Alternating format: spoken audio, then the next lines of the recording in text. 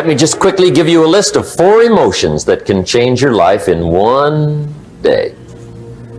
Emotions are powerful. Sometimes it doesn't take much to alter your whole life direction. Here they are. Number 1, disgust. Powerful emotion. Disgust says, I have had it. See, that could be the day. The day you can say, I've had it. And whether you've had it with something small or something major, the day you can say, I've had it, may not be the day it ends, but the day it begins. The man's finally had it with mediocrity. He's had it with being a loser. He's finally had it with those awful sick feelings inside, knowing his wife is at the grocery store looking at 2 cans of beans, one marked 37 cents, one marked 39 cents. And the guy sick inside knows his wife's going to buy the 37-cent can, and she doesn't even like the brand. Do you know why she's going to buy the 37-cent can? To save 2 cents. The guy sick inside finally says, I've had it. Being on my knees in the dust looking for pennies? We're not living like this anymore.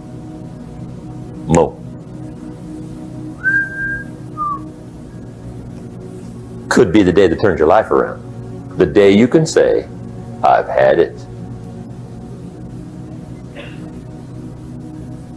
He walks into his closet and rips everything in it to shreds and says, I've worn this embarrassing stuff for the last time. And not only will I never wear it again, no one else will ever wear it again. Commit an act that says, I've had it.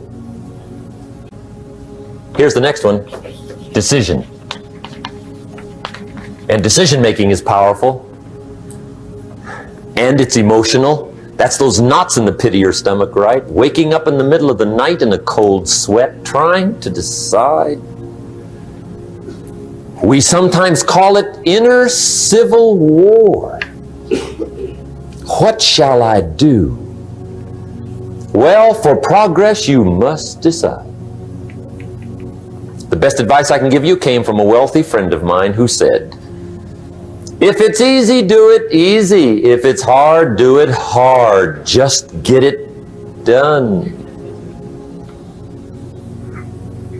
If you went home tonight and in the next few days cleaned up a whole list of decisions, that might furnish enough inspiration for the next 10 years.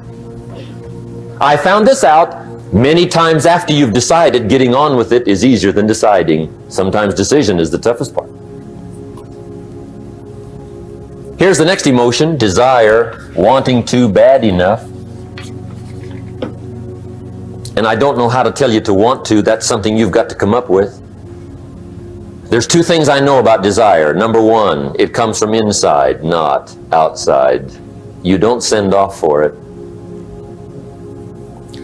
Number 2, I know desire can be triggered by something.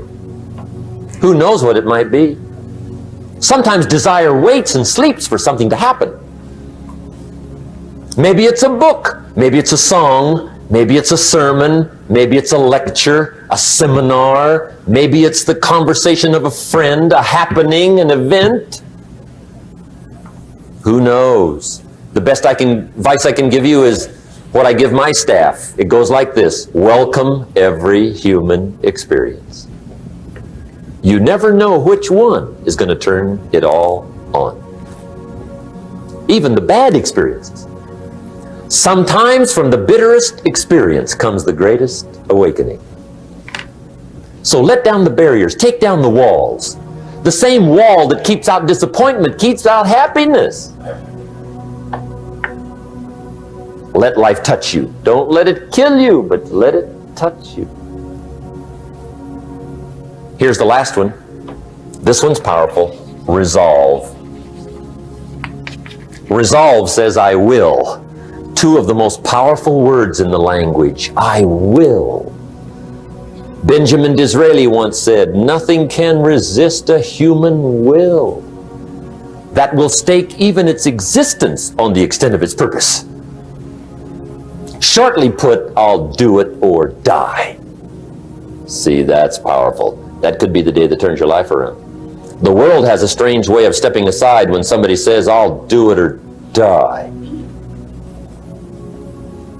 The man says, "I will climb the mountain. They've told me it's too high, it's too far, it's too rocky, it's too difficult, it's never been done before, but it's my mountain, I will climb it. Pretty soon you'll see me waving from the top. Or dead on the side, because I ain't coming back." The best definition I ever got from the word resolve came from a little junior high girl in Foster City, California, up north. I'm talking to the junior high kids one day. I love to ask kids definitions. They come up with beauties. I got to the word resolve and I asked, "Who can tell me what resolve means?"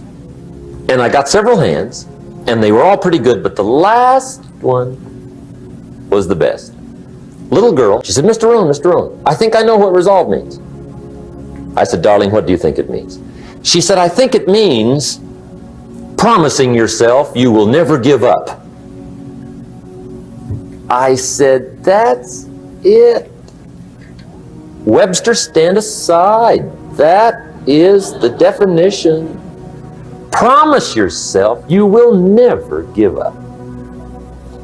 I asked the kids, how long should a baby try to learn how to walk? How long? How long would you give your average baby before you shut him off? How long? See, any mother in the world would say, "You're crazy. My baby's going to keep trying until it learns how to walk." What a magic formula. Now let me show you what triggers all emotions into activity that brings results.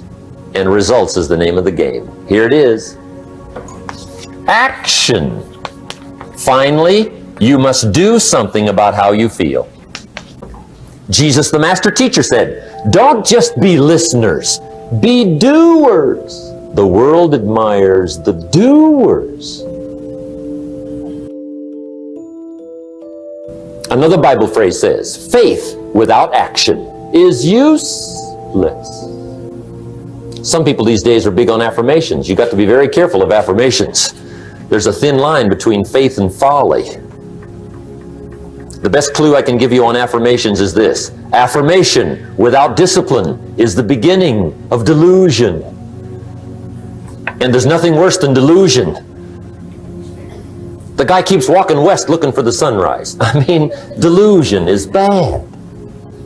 However, affirmation with discipline can bring the most spectacular results. Make sure you always have a game plan to match your wishes. Otherwise, they will always be wishes.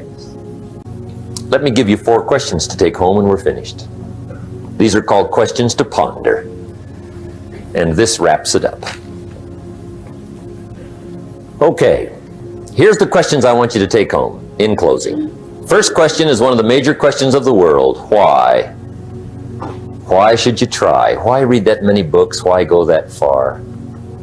Why earn that much? Why share that much? Why learn all that? Why get up that early? Why put yourself through that much? Why try for all that? Good question. Why? One of the best answers to why is the second question, why not? What else are you going to do with your life? Why not see how many books you can read, how far you can go, how much you can earn, how many friends you can make, how much personality you can develop, influence you can have, how many things you can accomplish, how far you can go and what you can see? Why not? You got to stay here till you go. Why not? The third question is, why not you? Why not you? Some people have done the most incredible things with limited start. Why not you? Some people have done so well, they get to go, they get to see it all, they get to do it, they get to be there. They get to have it, they get to enjoy it. Why not you? Why not you, watching the morning mist rise over the mountains of Scotland? Someday you got to gaze directly at the Mona Lisa. I can show you where to find the most exquisite seashells in Miami and the Bahamas. I know where they are. Why not you? You got to shop on Fifth Avenue in New York. You got to stay at the Waldorf Astoria. Why not you? You got to drink in an Arizona sunset. You got to see the world. You got to read the books. You've got to do the enterprises. You've got to be involved in commerce and love and travel and experiences. You got to do it all. Why not you? You've got to know the results that come from splendid discipline. There's nothing like a view from the top. And the last question is, why not now? Don't postpone your better future any longer. Get at it tomorrow with new vigor. Get you some new books. Ask some new questions. Set some new goals. Get you a new journal. Start your projects book. Get a game plan going. Do some more reading. Start to make changes. Have conversations. Make contact. And do it now. And if you will, I have a feeling one of these days we'll be hearing your story